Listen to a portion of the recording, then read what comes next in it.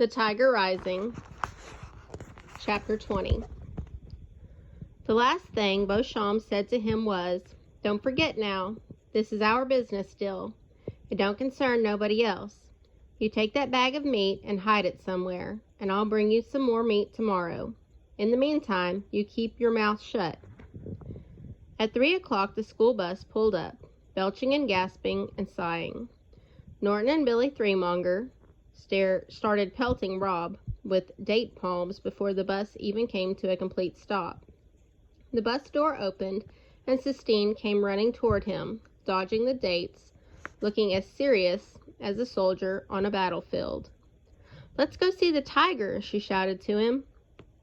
Rob was dismayed to see that she was still wearing his shirt and jeans. "Where's your dress?" he blurted. "In here," she said. She held up the same grocery bag he had given her the night before. "I changed as soon as I got out of the house. My mother doesn't know. I found a book in the library today and read about big cats.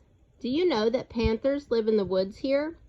We could set the tiger free, and he could live with them. Come on," she said. She started to run. Rob ran too, but the keys to the cage felt heavy in his pocket, and they bumped up against his leg and slowed him down so that Sistine beat him there. When he arrived, she was standing, pressed up against the fence, her fingers wrapped in the chain link. "Tigers are an endangered species, you know," she said. "It's up to us to save him. Watch out he don't attack you," Rob said. "He won't. Tigers only attack people if they're desperately hungry." "Well, this one ain't hungry." "How do you know?" Sistine asked, turning around and looking at him. "Well," said Rob, "he ain't skinny, is he? He don't look starved." Sistine stared at him hard, and Rob opened his mouth and let the words fall out. "Keys," he said. Every secret, magic word he had ever known, tiger and cancer and Caroline, every word in his suitcase seemed to fall right out of him when he stood before Sistine. "What?" she said. "Keys," he said again. He cleared his throat. "I got the keys to the cage." "How?" "Beauchamp," he told her. "He hired me to feed his tiger, and gave me the keys." "All right," said Sistine. "Now all we have to do is open the locks and let him go." "No," said Rob. "Are you crazy?" she asked him. "It ain't safe. It ain't safe for him. My friend Willie May, she had a bird and let it go, and it just got ate up." "You're not making sense," she told him.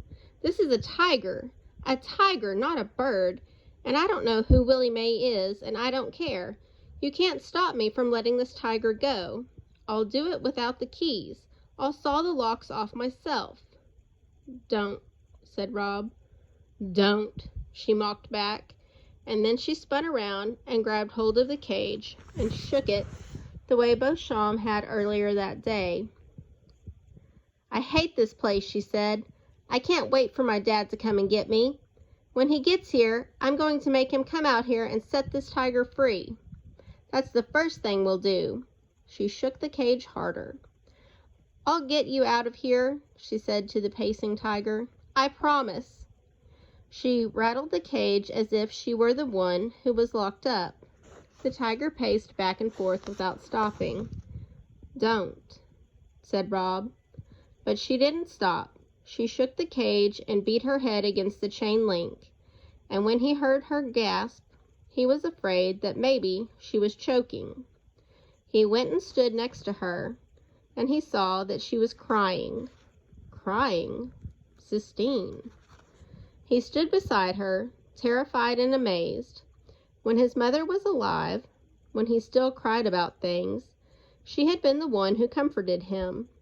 She would cup her hand around the back of his neck and say to him, "You go on and cry. I got you. I got good hold of you." Before Rob could think whether it was right or whether it was wrong, He reached out and put his palm on Sistine's neck. He could feel her pulse, beating in time with the tiger's pacing. He whispered to her the same words his mother had whispered to him. "I got you," he told her. "I got good hold of you." Sistine cried and cried.